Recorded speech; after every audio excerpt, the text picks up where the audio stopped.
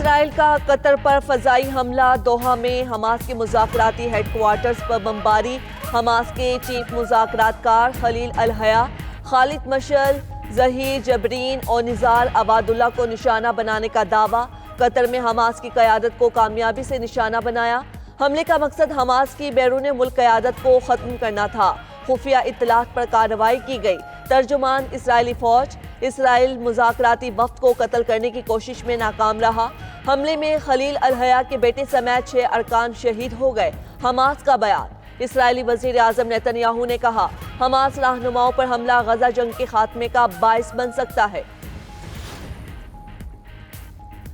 اسرائیل نے فضائی دفاع سے پتہ نہ چلنے والے ہتھیاروں سے حملہ کیا، قطر کے وزیر اعظم شیخ محمد بن عبد الرحمن الثانی کی دوحہ میں نیوز کانفرنس، دوست ممالک سے رابطے میں ہیں، جلد رد عمل کا اعلان کریں گے، اسرائیل کے طرز عمل کو نظر انداز نہیں کیا جانا چاہیے، اسرائیل جنگ بندی مذاکرات کو سبوتاژ کر رہا ہے، رپورٹس غلط ہیں کہ حماس رہنما امریکہ کی پیشگی اطلاع کی وجہ سے بچ گئے، امریکی حکام نے اسرائیلی حملے کے 10 منٹ قبل کال کی، موجودہ جنگ بندی مذاکرات اب درست سمت میں جاری نہیں رہ سکتے، قطر غزہ پر اسرائیل کی جنگ کے خاتمے کے لیے کام جاری رکھے گا۔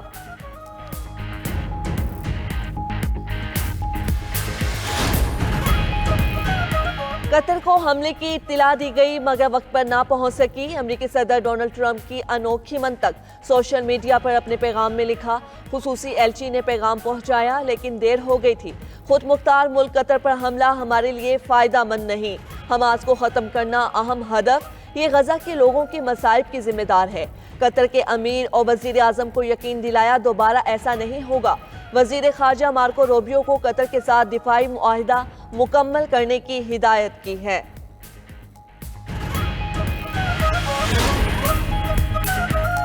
قطر نے اسرائیلی حملے کو بین الاقوامی قوانین کی کھلی خلاف ورزی قرار دے دیا، اسرائیلی جارحیت قطری عوام اور مقیم افراد کی سلامتی کے لیے سنگین خطرہ ہے، حملہ قطر کی توہین ہے، اسرائیل کو نتائج بھگتنا ہوں گے، قطری وزارت خارجہ کا بیان، برطانیہ، فرانس، UAE اور ایران کی قطر پر اسرائیل کے حملے کی شدید مذمت، سعودی ولی عہد اور امیر قطر کے درمیان ٹیلی فونک رابطہ، سعودی ولی عہد کا قطر کی مکمل حمایت کا اعلان، ہر ممکن مدد کی پیشکش۔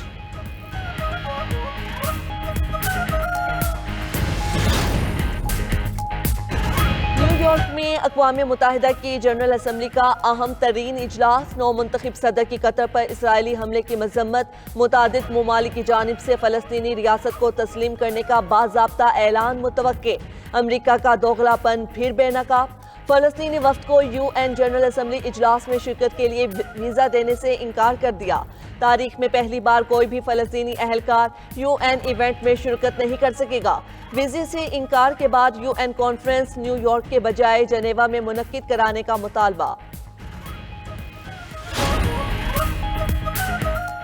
سیلابی ریلوں کا جنوبی پنجاب میں زور، ملتان میں شیر شاہ بستی سمیت متعدد آبادیاں ڈوبنے کا خدشہ، اکبر فلڈ بند اور شیر شاہ فلڈ بند پر پانی مسلسل بڑھنے لگا، شیر شاہ روڈ پر دریائے چناب کا پول ٹریفک کے لیے بند، ہیڈ محمد والا پر بھی ہائی لیول فلڈ، شجاع آباد اور جلال پور پیر والا میں بدستور ایمرجنسی نافذ، ریسکیو آپریشن کے ذریعے آبادی کا انخلا جاری، انتظامیہ کے ساتھ پاک فوج اور نیوی کی ٹیمز بھی مصروف۔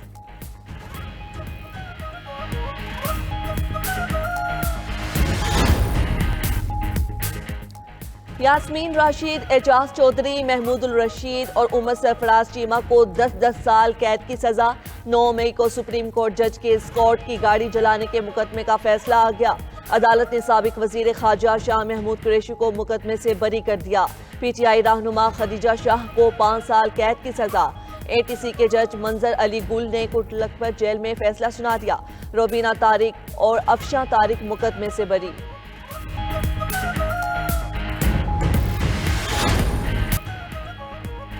نیپال کے آرمی چیف جنرل اشوک راج کی مظاہرین کو مذاکرات کی پیشکش، مظاہروں میں ہلاک افراد کے اہل خانہ سے تعزیت، کرپشن کے الزام اور سوشل میڈیا پر پابندی کے خلاف مظاہرے پر نیپالی وزیر اعظم مستعفی ہوئے تھے، مظاہرین نے سپریم کورٹ اور پارلیمانی عمارت سمیت متعدد سرکاری املاک کو آگ لگا دی، وزیر اعظم کا نجی گھر بھی نظر آتش، وزراء کے گھروں پر توڑ پھوڑ، کمیونسٹ پارٹی کے ہیڈ کوارٹر پر دھاوا، तरीब हॉर्न इंटरनेशनल एयरपोर्ट मुजाहिरों के बाइस बंद, तमाम मुल्की और गैर मुल्की परवाजें मुअत्तल। नेपाली सदर ने वजीर आजम का इस्तीफा मंजूर कर लिया।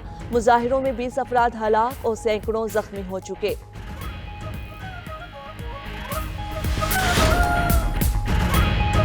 फ्रांस 2 साल से भी कम अरसे में चौथे वजीर आजम से महरूम। वजीर आजम बायरो को अरकान पार्लियामेंट ने माजूल कर दिया। बायरो एतमाद का वोट हासिल करने में नाकाम रहे। मुखालफत में 364 और हक में 194 वोट कास्ट हुए।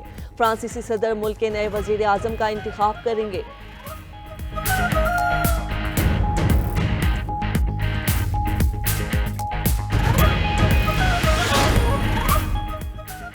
भारतीय पंजाब के शहर बठिंडा समेत मुख्तलिफ अजला में सैलाबी सूरत हाल मजीद बिगड़ गई। हलाकतों की तादाद बढ़कर 51 तक जा पहुंची। गुज़श्ता 24 घंटों में मजीद 14 देहात ज़ेर आब आ गए। 8000 एकड़ से जायद फसलें मुतासिर। रियासती हुकाम के मुताबिक अब तक 23 अजला के 2000 से जायद देहात मुतासिर हुए। गुरदासपुर में सबसे ज्यादा 329 देहात डूब गए। 1,45,000 से जायद अफराद मुतासिर।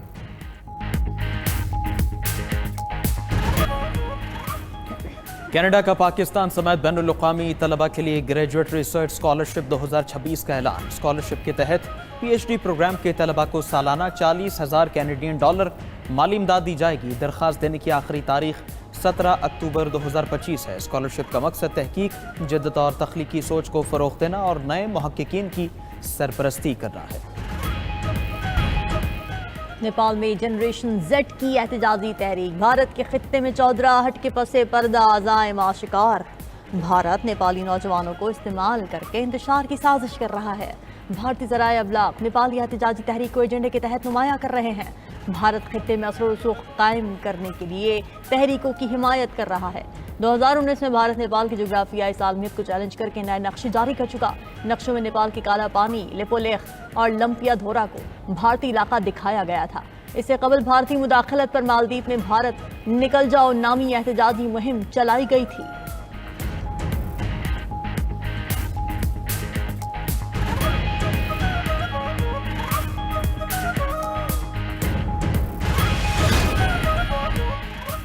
अमेरिका को इसराइली हमले से मुतालिक पेश की इत्तला दी गई। कतर पर इसराइल का हमला यकतरफा फैसला था। ट्रंप ने हमले की मंजूरी नहीं दी। सदर ट्रंप ने कतर के अमीर से बात की और यकीन दिलाया दोबारा ऐसा हमला नहीं होगा। हमास को ट्रंप की वार्निंग और दोहा में इसराइली हमले का कोई ताल्लुक नहीं। अमेरिकी सदर ने इसराइली हमले के बाद नेतन्याहू से भी बात की। तर्जमान व्हाइट हाउस की तर्जमान कैरोलाइन लेविट की प्रेस ब्रीफिंग। कहा, सदर ट्रंप ने नुमाइंदा खुसूसी विटकॉफ को कतरी हुकाम से राबिता करने और मुमकिन हमले के बारे में आगाह करने का हुक्म दिया था। कतर ने इसराइली हमले बारे इत्तला को झूठ करार दे दिया। कतरी हुकाम के मुताबिक एक अमरीकी एहलकार की कॉल मौसूल हुई और धमाके हो गए।